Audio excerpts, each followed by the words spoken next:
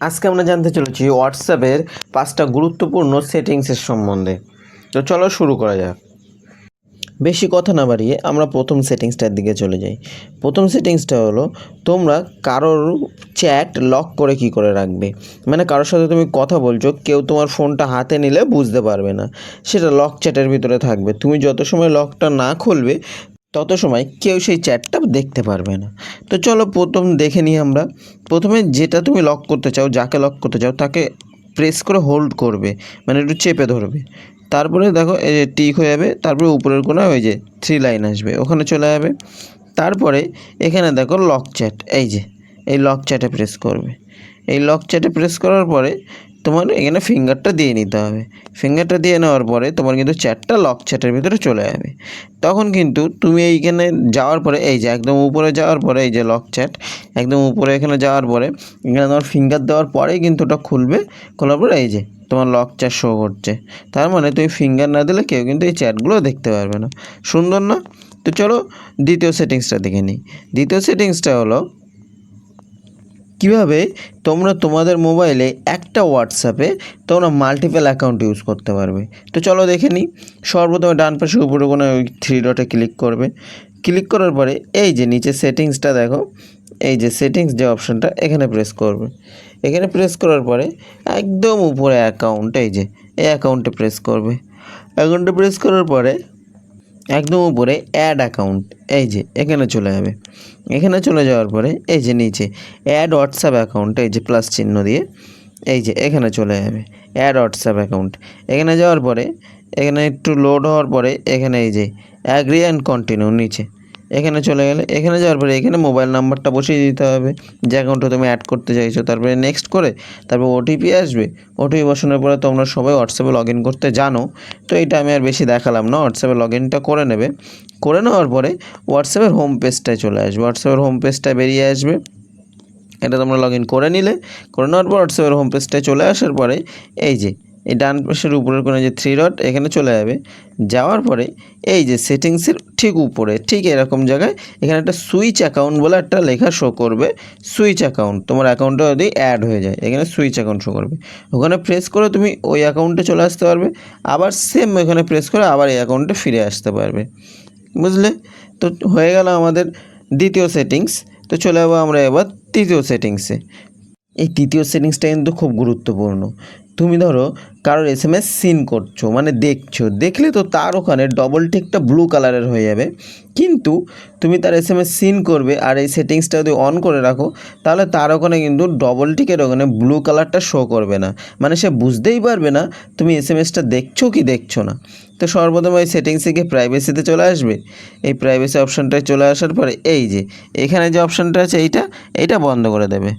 Read receive এটা বন্ধ করে দিলে তোমার কিন্তু এসএমএসটা আর সে বুঝতে পারবে না তুমি দেখছো কি দেখছো না, এসএমএসটা আর ব্লু টিক হবেই না। তারপর এটা আবার বন্ধ করার জন্য এটা আবার অন করে দিলে, এটা অন করে দেওয়ার পরে আবার নর্মালি যেরকম হয় তুমি এসএমএস সিন করলে ব্লু টিক হয় সেরকমই হবে। ঠিক আছে? তো এটা কিন্তু খুব গুরুত্বপূর্ণ সেটিংস।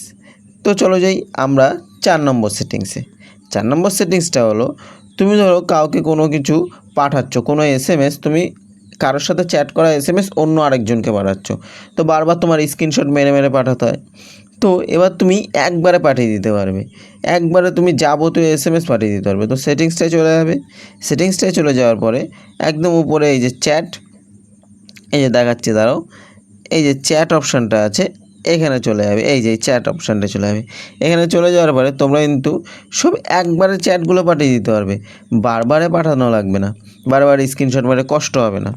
ওখানে চলে গেলে, ওখানে চলে যাওয়ার পরে একদম নিচে চ্যাট হিস্ট্রি এখানে চলে যাও।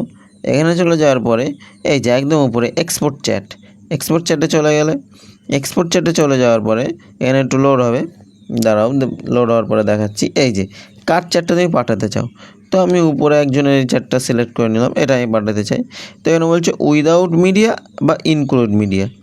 তো উইদাউট মিডিয়া মানে তুমি কোনো মিডিয়া ছাড়া, আর ইনক্লুড মিডিয়া মানে মিডিয়া সহ, মিডিয়া মানে ফটো ভিডিও এইগুলো। তো তুমি যেটা খুশি সেটা সিলেক্ট করে নাও, আমি একটা সিলেক্ট করে নিলাম। সিলেক্ট করার পরে এখান থেকে আবার হোয়াটসঅ্যাপের অপশানে ক্লিক করতে হবে, তারপরে যাকে পাঠাতে চাও সেখানে ক্লিক করে এখানে সেন্ড করে দিতে হবে। তো দেখো আমি কিন্তু এখানে পাঠিয়ে দিলাম, আমার এই চ্যাটগুলো কিন্তু আবার পরপর দেখা যাবে। তো চলো চ্যাটগুলো দেখে নিই। দেখো এখানে ক্লিক করলে, ক্লিক করার পরে এখান থেকে তুমি তোমার ফোনের ফাইল অনুযায়ী তুমি খুলে নিলে কোন ফাইল দিয়ে খুলবে। দেখো ডেট অ্যান্ড টাইম দিয়ে প্রপার চ্যাট, কবে কি চ্যাট করেছি সব কিন্তু চলে এসছে। বারবার তোমাকে আর কষ্ট করে কিন্তু স্ক্রিনশট মেরে চ্যাটগুলো পাঠানো লাগলো না। তাহলে সেটিংসগুলো খুব ভালো। তো যদি তোমার হেল্পফুল মনে হয় তাহলে একটা লাইক করে চ্যানেলটাকে সাবস্ক্রাইব করে দেবে কিন্তু। তো চলো আমরা 5 নম্বরটার দিকে চলে যাই, 5 নম্বর সেটিংসটার দিকে। 5 নম্বর সেটিংসটা হলো, তুমি ধরো কাউকে এসএমএস করতে চাইছো কিন্তু তার নাম্বারটা সেভ করবে না, এরকম হয় না? আমাদের কাউকে এসএমএস করতে গেলে বারে বারে নাম্বার সেভ করতে হয়, তারপরে গিয়ে এসএমএস করতে হয়। কিন্তু তুমি কারোর নাম্বারটা সেভ না করেই তাকে হোয়াটসঅ্যাপ দিয়ে কিন্তু এসএমএস করতে পারবে। কি করে? তোমার কন্ট্যাক্টে যারা অন্য যে আছে তার একটা চ্যাটের ভিতরে ঢুকে যেতে হবে। যাওয়ার পরে কান্ট্রি কোড সহ, এই যে আমাদের ইন্ডিয়ার কান্ট্রি কোড কিন্তু +91, কান্ট্রি কোড সহ তার নাম্বারটা ওখানে লিখে তাকে সেন্ড করে দিতে হবে, যে কোনো কাউকে। সেন্ড করার পরে ওখানে ক্লিক করে দেওয়ার পরে এখানে একটা এসএমএস অপশান চলে আসবে। এখানে সিকিউরিটি পারপাসে এটা দেখাচ্ছে না, কিন্তু এখানে একটা এসএমএস অপশান চলে আসবে। ওখানে প্রেস করার পরেই তোমার এই পাতাটা চলে আসবে। দেখো আমার এই নাম্বারটা সেভ নেই, কিন্তু দেখো আমি এখানে এসএমএস করতে পারছি।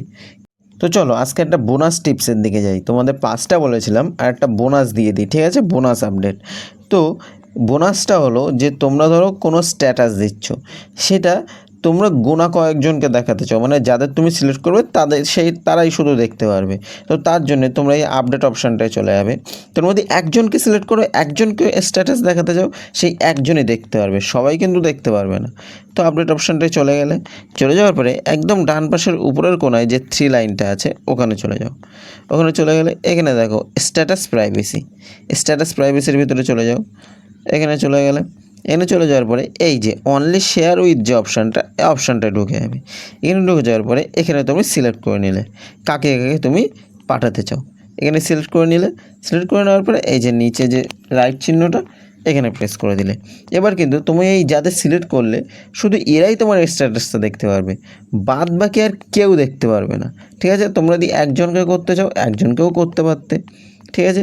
তো এবার ভিডিওটা যদি তোমাদের হেল্পফুল মনে হয় ভিডিওটাকে একটা লাইক করে দাও।